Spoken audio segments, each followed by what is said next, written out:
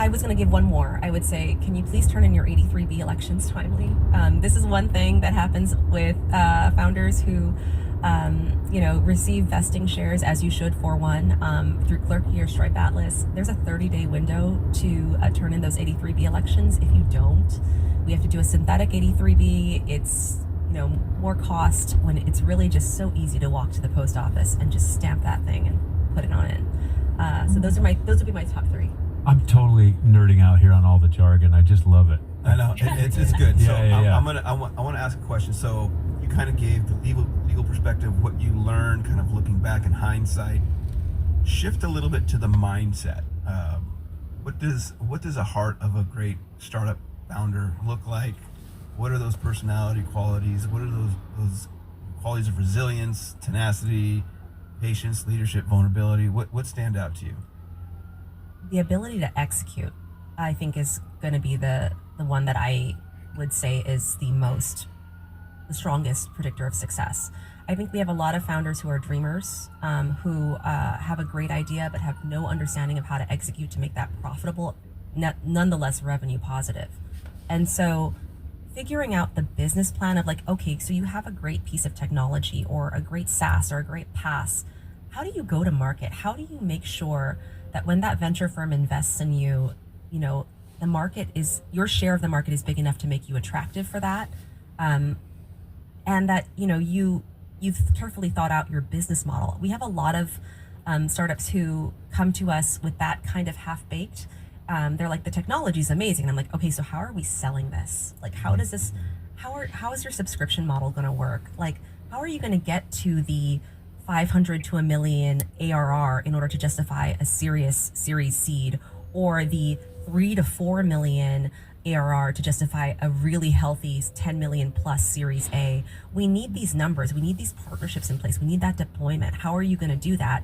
And that problem of essentially finding partners and execution is something that I think we see a lot of founders fail on, because you can have a really great idea, but if you can't take it to market and if you can't execute to get that ARR, it's very unlikely that, and especially in this economy, you're going to get funded. So talk a little bit about the state of venture finance. Yeah. There's a dividing perspective on it at this point. Some think, no, now is the time. Others say, no, I'm going to hold back. I'm going to watch. What is your take on it? You've done a lot of talks around this. I do. I that's the one thing that people ask me to come in talking about. So what we're seeing in the early stage, at least, and I will say our firm generally serves early stage clients. So pre-seed, seed, Series A, Series B. So we're going to be kind of in that world. We've seen less of an impact than big law firms who serve, for example, Series C and D, and going towards IPO types of technology. What up, guys? What up? So we have been, as a firm, and our clients have been at the early stage less impacted by this central pullback. So that guy is also doing DoorDash. We've still seen numbers very healthily coming in at Series C at 3 to 4 million, Series A at maybe 6 to 10 million. A slight dip in that Series A number. I would always say that 10 million is a very healthy market in California and New York. Having some clients come in with 6 or 7 is a little lower. What up, guys? But generally speaking, they're not as I'm poorly doing DoorDash. impacted Currently, I don't as have any Series orders right now, so. B going to C or C going to D. And so we've been Yeah, relatively he got the order and he hopeful left. for them in that So now, respect. But I will say, I have to wait. So let's wait.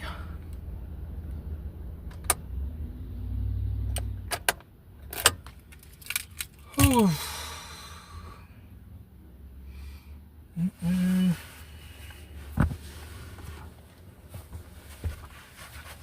So what I do is I usually go on TikTok, but I don't have any other tripod, so I have to hold my phone. I think I need to buy one more tripod. I got an order from McDonald's. But it's only $5. Too bad. Not good. It's here. McDonald's is here.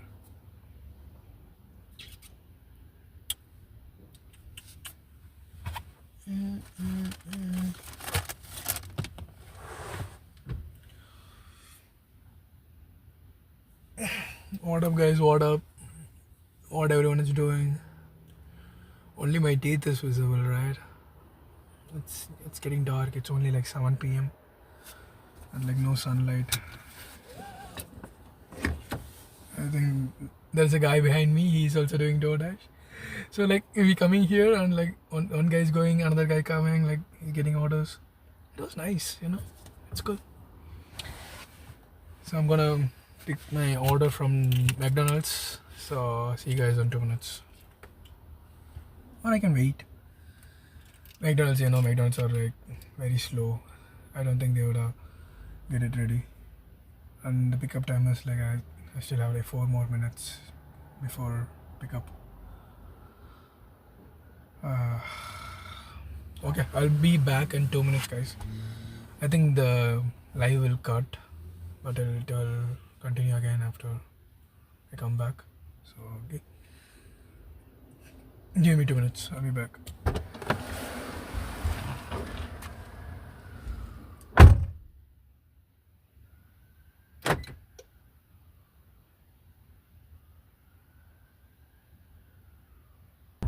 These are bullshit orders. I want minimum $10 per order. And anyways, DoorDash is paying hardly. So that's fine.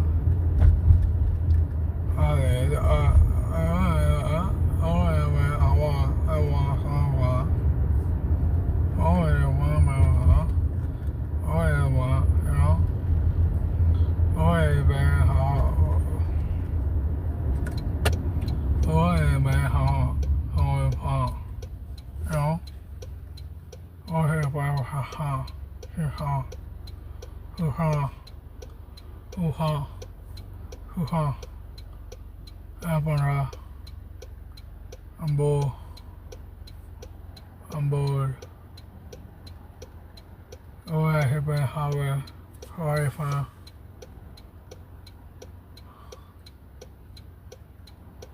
I'm going everywhere. Wherever I'm going forever.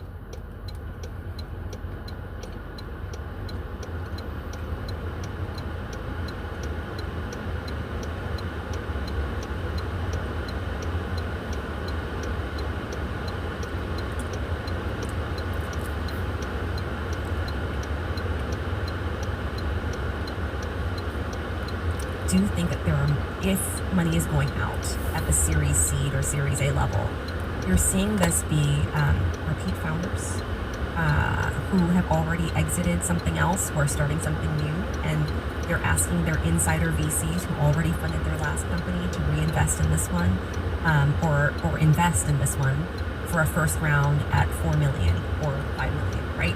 And they're getting, the money. It's not being given to everyone anymore. It's given to the select few, and it's usually founders who have already had experience in startup land, who have already exited, teams who have already worked together before, so that the investors have de-risked that founder fallout concern, and people who already have a pretty strong product market fit and go-to-business strategy, right? Like go-to-market strategy, whether that's an enterprise SaaS subscription model or a B2B to C model. They have it locked down. They know what they're charging. They can show you, in theory, how it all works out 6 to 12 months from now.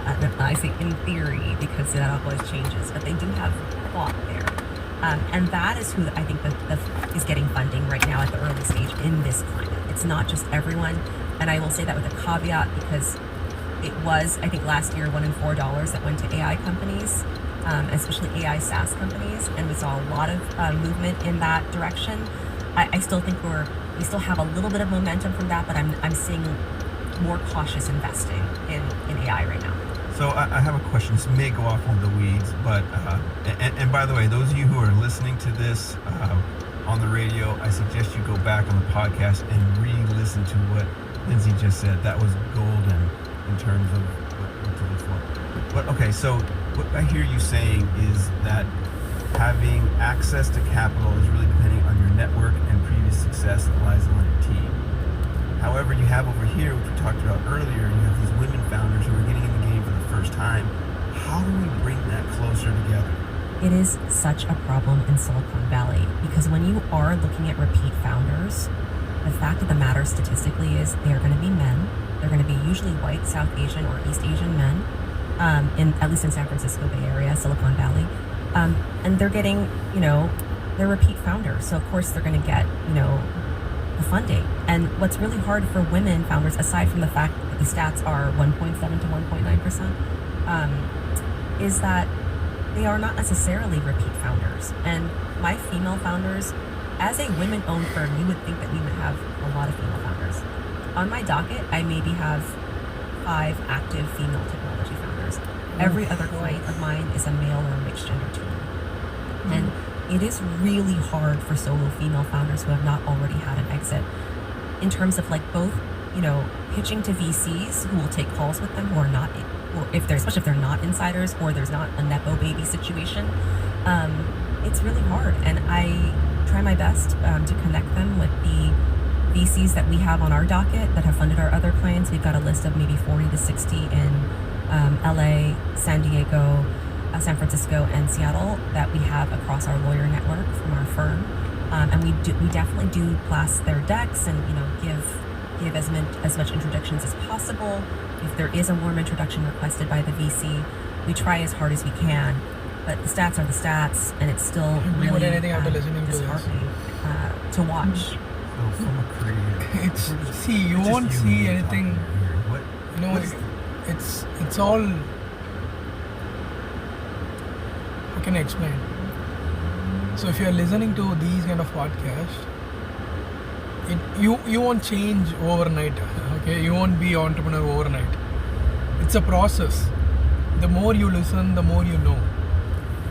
Now I know at least little bit about how Silicon Valley works, Florida, California, how the startup culture is and what are they focusing on, how the community is. There's a lot of guests who comes and speaks here, or the founders, and I can get to know okay, how their mindset is, what are they focusing, how are they tackling the problems. I'm learning a lot of acronyms. I'm learning. This is the learning phase. Then once I reach the threshold, then it comes the implementation phase. Now I'm not implementing any of this knowledge, but I'm growing stage. So when I go to Silicon Valley, then I can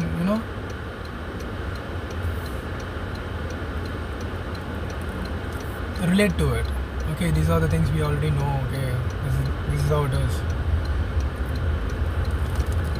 And it's about the concepts, like what strategies they are using. If I keep listening to it, then my mind, my thinking will change, my thought process will change. It's a slow process, it's a slow game, bro. You cannot implement like, okay, I listen to this strategy, I'm going to use this strategy here. It won't work like that.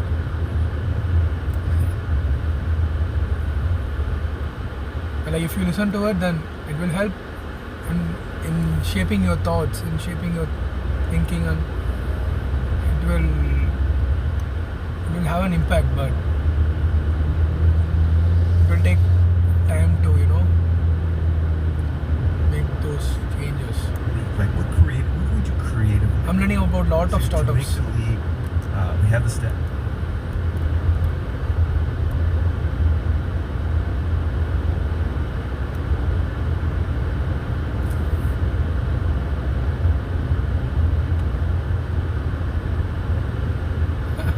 We have the traditional plays. What's the plan? partnerships, Things like that. No idea, bro.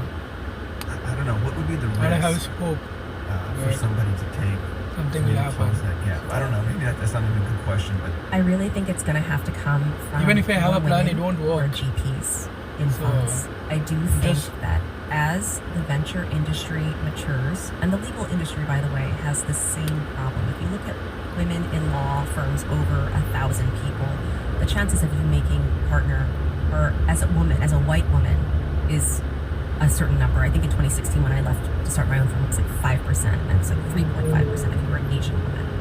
Less than that if you were a black woman or a Latina woman. And so the technology venture industry still has that same problem where the GPs tend to be male. But what if we solve that problem where the funders are actually female and female, people of color? And I think that's going to be what needs to happen. I think it needs to be a top-down change in the same way that for the legal industry to change, the clients who hire those law firms need to demand equity, right? so it's really a strategic go-to-market play, right? I mean, if I can. Yeah. And almost in order to get in the game, you have to have a roundabout strategy. I mean, I know as an executive communication coach, in order to kind of work with the 1%, you can't just go right in. I have had to build a community. I've had to work in the industry. Fell into radio. Now it's like you're kind of coming around to it, and you're saying that the best path at this point, creatively, for just kind of chatting about strategy, is for them to go through the GP route, develop those connections, and then. Well, I'm saying from a societal standpoint, we need more female and people of color GPs in venture funds.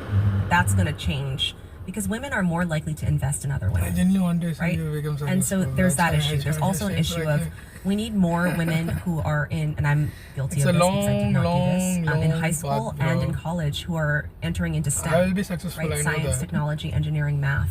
Because if you look at the funding, where it goes and what companies it goes to, and what verticals might be insulated Plan is from simple. the I'm most just gonna impact of pay off all a my recession. debt. Verticals like I'm fintech gonna or do DoorDash. well, that's not really a great one, but life sciences or biotech or medical device. These are all So, hard sciences, right? AI. Plan is simple. First, I have to pay off all my debt. Because with debt in my back, I cannot think properly. So I'm gonna work my ass off. I'm gonna do DoorDash 12 hours a day once I graduate. 12 hours a day, and I'm gonna do deliveries and things like that. So after that, once I paid off all my debt, then I will experiment. I'll start experimenting again.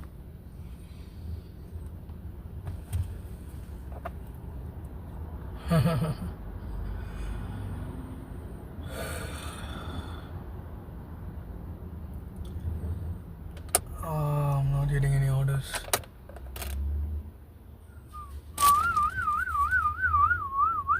I need more tripods.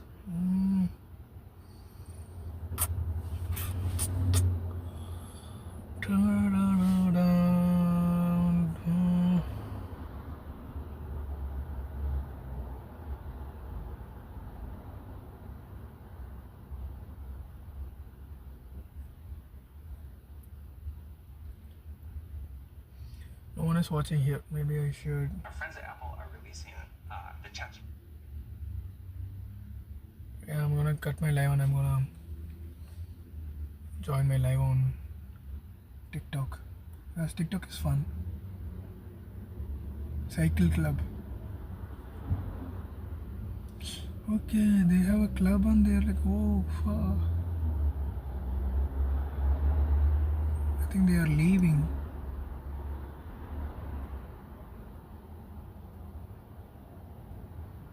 Ride cycle club. Great. Okay, guys, I gotta go.